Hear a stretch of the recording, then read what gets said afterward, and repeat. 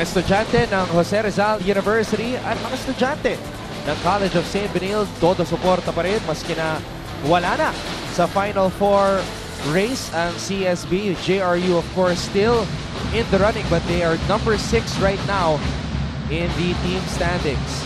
Second quarter underway. Maraming salamat muli sa pagtutok. Anton Rojas kasama si Coach A.G. Alan Gregorio, and at courtside we have Siege Tagtenko giving us all the updates from both teams. JJ Domingo with a drive at may banggaan na nangyari away from the ball. Well, sayang, holding on to the defense was already JRU. With only 2 seconds left, a double foul has been called. I think on Deles. Sino pa yung isa sa JRU?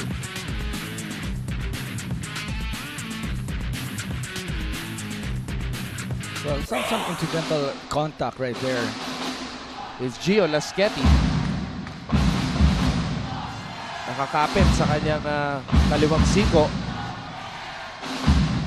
So our officials are discussing things right now with Commissioner Bay Cristobal, ang ating officials para sa tarong ito. Carl Marcinez, Molly De Luna, and Eric Viray. Deles, another graduating player from the CSB Blazers. As I mentioned a while ago, they were 1 game away from making it to the Final Four last season, finishing with an 11-7 record.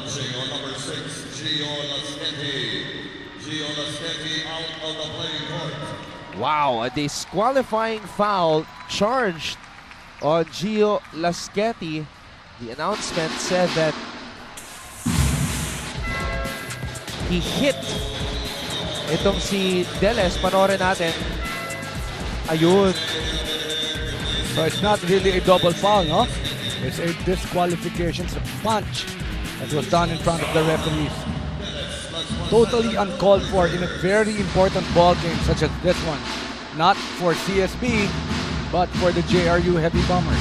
Laschetti plays almost 20 minutes per game. Kasama talaga yan sa rotation ni Coach Virgel Meneses.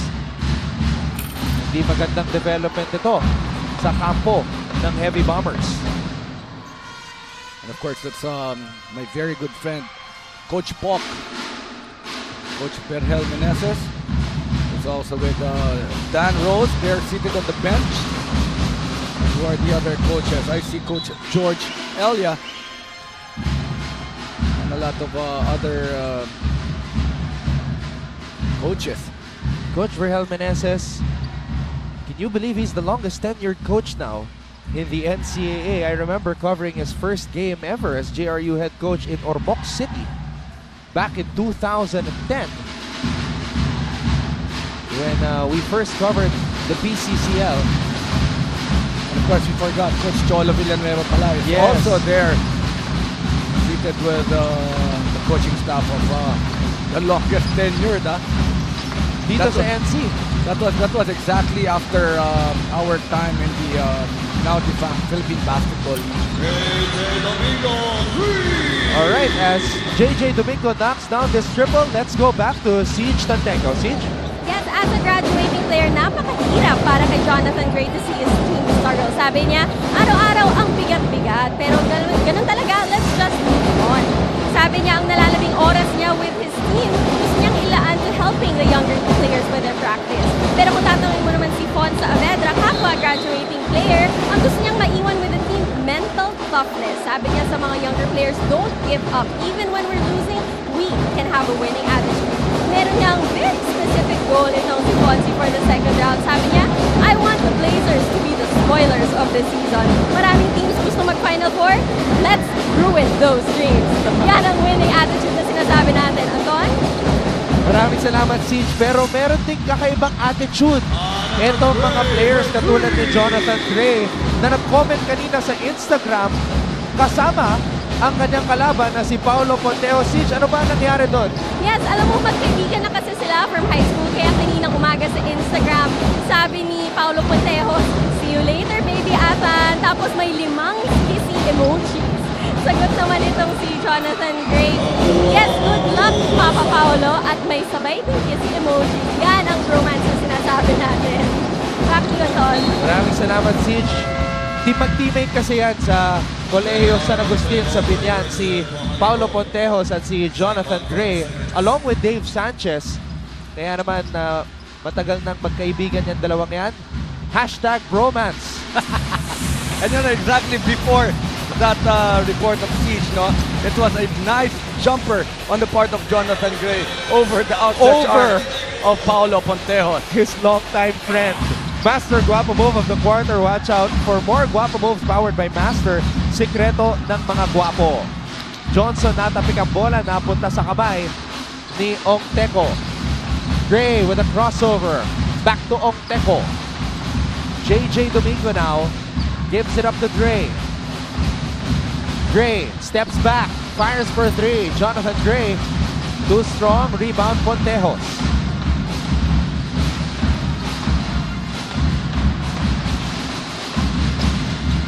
Pontejos, short jumper is good. Nakabawi. Ito si Paulo Pontejos. I think that's going to be the first 2 points para dito kay Paulo Pontejos in this ball game. And he's again defending his brother. So much for bromance. Iba na ang usapan kapag nagtapat na ang dalawa sa hard court. Ongteco, binabangga si Abdul Wahab. Off the glass on the fadeaway, JR Ongteco.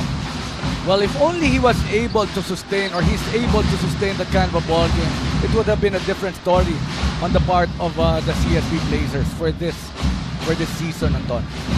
JR Ongteco really had his hands full this season.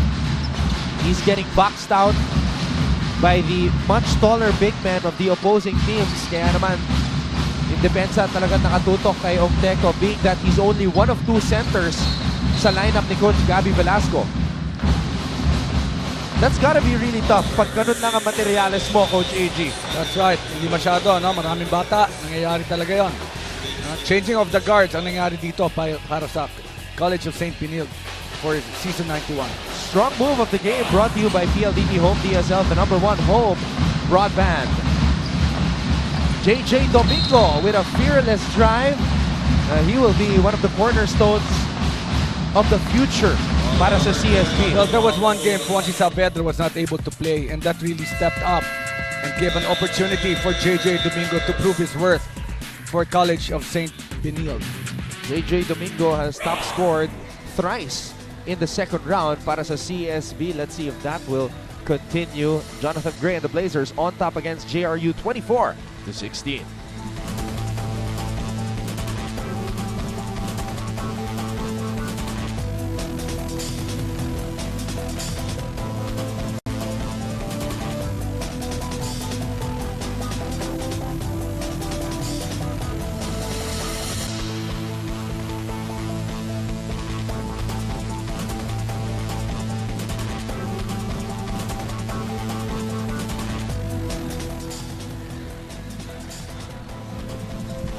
Hindi po natuto ngayon ang arena sa lungsod ng San Juan. Now, before we headed into the break, we were talking about this young man right here.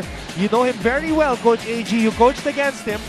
Well, you know that it's really very hard to play against JJ Domingo. He's very young here in collegiate basketball, but look at the quality and the efficiency of his basketball. In 18 minutes, he scored 14 points, 2 out of 4 from beyond the arc, 4 out of 8 field goals, and 4 out of 6 free throws. That's more than 75% for John Jose Domingo. Ito yung mga Domingo, birthplace ito Bulacan, pero ito yung Domingo family na taga Tarlac. That's JJ Domingo. And his twin brother, JS or John Sergio Domingo, is also on the team with him. Pero pag nakita mo sila sa labas, hindi mo alam. Hindi mo alam, no? Kung sino si JJ at sino si JS. JJ wears jersey number 7. JS wears jersey number 8. They both played together in high school sa FU Diliman along with Christian Fajarito. So, okay din yung recruitment haul ng CSB getting the top 3 players from FU Diliman in high school. Domingo Twins and Fajarito. Patucci on the inside. Abdel Patucci will head to the line for 2. Well, you know, Abdel Patucci really has to learn to take it a lot more stronger. His height, and you know he can really take it strong. Pero doon, nakita mo, no? Instead of taking it strong, ang ginawa niya, medyo nag-fade away pa siya. Good thing, there was a foul call. That's why he's taking 2 free throws. Abdel Patucci. Coach Rahel Meneses believes that Abdel Patucci is capable of doing much more. Sa ngayon, nag-underperform pa. Itong si Patucci, marami siguro ang na-hype dito kay Abdel after mag-double-double siya sa kanilang laban against Arellano. You covered that game, Coach AG. Well, that was the first game of the season. And that's right, no? Nakumpara nga natin, no? Na look-alike nga, no? Itong si Big Game Bob Robert Ory. Remember that, di ba? Yeah, he even interviewed him after the game. Tay-Tay Teodoro attacking the rookie JJ Domingo. Actually, JJ is now sophomore for CSB, am I right? Copico 78 Best Recharged Moment brought to you by Copico 78, Copico's best latte ever. Check out this fast play of the game brought to you by PLDT Home DSL, the #1 home broadband. Protecting the ball with his body from defense to offense. Itong si Tay-Tay Teodoro is now in double digits. Am I right, Anton? Pitit pa, Coach. Pati pa. One more, 9 points. Itong si Tay-Tay Teodoro.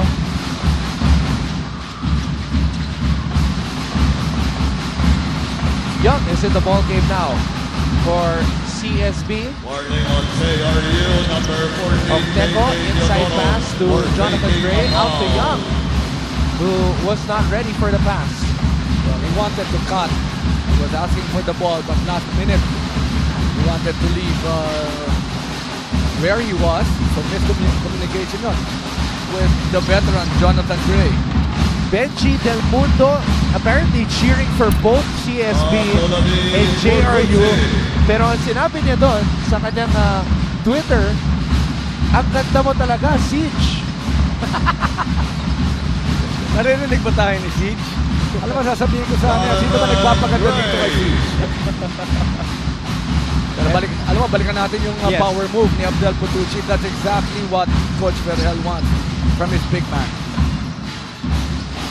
Abdel Patucci right now with 7 points and 6 rebounds. And right on cue, Abdel Patucci now with 9 after that basket. Well, he's got 4 straight points. Nobody's stopping itong si Abdel Patucci. And they won't dare it because unang-una, wala nga sila masyadong big man. Pangalawa, second quarter pa lang, no? Ayaw nilang mabugbog ang kanilang mga big man or be in early foul trouble. Foul trouble talaga ang pinakamalaking kalaban ni Abdel Patucci. Kaya hindi siya nakakaporma masyado dito sa NCAA Season 91. Only 3 double-doubles this year. He's capable of doing so much more as we see the strong move of the game. Brought to you by PLDT Home DSL, the #1 home broadband. Isipin mo, Coach, sa kanilang huling laban against EAC, he only had 1 point and 4 rebounds as we see this fast play of the game brought to you by PLDT Home DSL, the #1 home broadband. Jonathan Gray now with 12 points.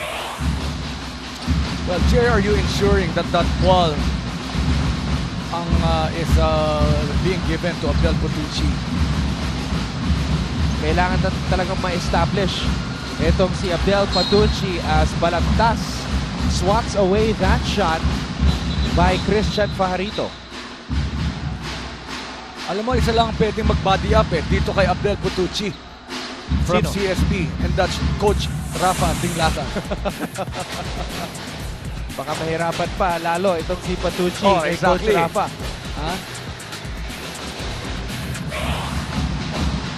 27-24.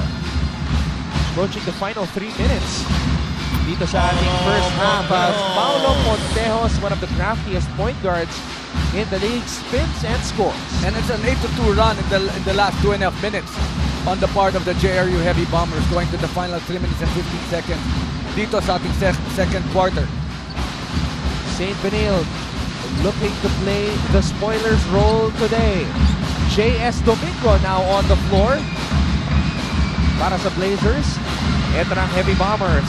Yodoro, bounce pass. Pontejos with a finish. Not a good foul on the part of J.S. Domingo. Wala na rin naman siya magagawa. Should have been a let go. Nabigyan patuloy ng extra free throw. But look at this nice bounce pass on the part of Tete Teodora. Very unselfish basketball displayed by JRU in the last 3 minutes. At sa aming pagbabalik, Paulo Pontejos will shoot the bonus free throw.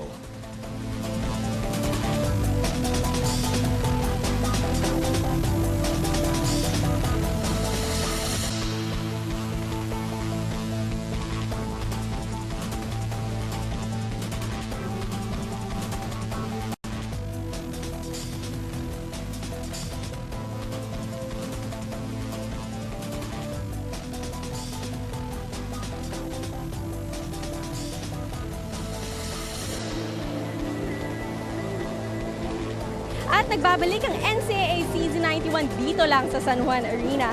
Saan nga ba nanggagaling ang fighting spirit ng ating nagliliyab na CSB Blazers? Alamin natin yan mamang halftime. Dadayuhin natin kanilang tapos all the way top to find out. Anton, Coach? Maraming salamat, Siege. Abangan natin yan. We've been featuring all these schools, the history, kung saan sila magaling, what course are they known for, sino ang mga great players na naglaro para sa mga storied institutions, colleges dito sa pinakaunang collegiate sports league ng Pilipinas. And we will see that at the half. Abangan natin. CSB naman ang ating feature. Samantala, Pontejos meron ng 7 puntos dito sa ating laro. Now, some defensive effort on the part of JRU. Ganun talaga, no? Pag ginaganahan ka sa iyong opensa, bigla na lang nag-step up ang iyong depensa, and that's really something that JRU have to do. Very important ball game. They can't lose this game, Anton. If they still have those numbers. 24-7 violation. Ng CSB ang natitirang oras sa kanilang shot clock. Yes, Coach Ferhel Meneses very demanding with his players. He wants the Heavy Bombers to win all the remaining games. But you know, it all starts in this ball game. Sabi nga natin, ano? Nothing to lose ang koponan ni Coach Gabby Velasco. They feel that the pressure is on JRU. Focus ng JRU itong CSB, but then at the back of their minds, they're playing Letran on Friday, Coach AG. Very tough task ahead of the JRU Heavy Bombers. Pero ito yung game na pwede nila talagang ipanalo if you're just gonna look at the win-loss records. Pero kung babalikan naman natin yung mga games na dumikit itong koponan ng CSB, kung mga 4 o 5 lang, ano, na they could have had a chance of winning the ball game. Baka even more pa siguro ang thought. Actually, itong JRU, marami ring mga heartbreakers and games that went down to the wire. They played in 3 overtime games this season. And one of those overtime games, double overtime pa yung laban to start the second round against Arellano. They won that game 114-112. But they lost 2 overtime games in the first round. Well, there was one time, ano, against Perpetual, they already had the chance to win the ball game in even before the overtime. Pero wala, they weren't able to win that one. Patucci, napulot ang bola, pinasa sa loob. Crossfit, or rather Balagtas with a finish. Well, you'd like to see that skills level coming from Abdel Patucci, having 1-2 dribbles, knowing where to pass and who was the stronger finisher, and another 2 points on the part of JRU. Who will stop Jonathan Gray? Step back triple.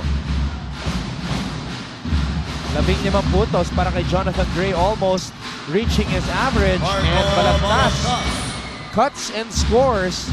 Nice pass by Abdel Patucci. 2 straight assists on the part of Abdel Patucci. He was expecting the double team, and all of a sudden there was a cutter, was wide open. Good recognition para kay Abdel Patucci. Gray, defended by his high school teammate Dave Sanchez. Gray, what a move! Pinangga pa si Abdel Paducci, absorbing the contact and scoring. And that makes it pretty against the big man, against Abdel Paducci, and using his right hand at that. Last 7 seconds here in the second quarter. Pontejos has the basketball. Pontejos fouled by Saavedra. And it's a good ploy, not forcing the three-point shot. Paulo Pontejos using his skill, using his quickness against the defense of Jonathan Gray. Sabi niya siguro nung lumapit si Jonathan, lumapit ka, titirahan kita sa tres. Jonathan Gray, number 7 in the league pagdating sa scoring, averaging 17.4 points per game. First half pa lang, Coach AG, 17 puntos na para kay Jonathan. While for JRU, coming off the bench, John Paulo Pontejos. Well, that's been his role. He's been coming off the bench in all but one game this season. He only started once. That was in July 14 against San Sebastian, kung saan naka 14 points and 4 assists itong si Paulo Pontejos. But second round, he's been a beast off the bench, averaging 23.3.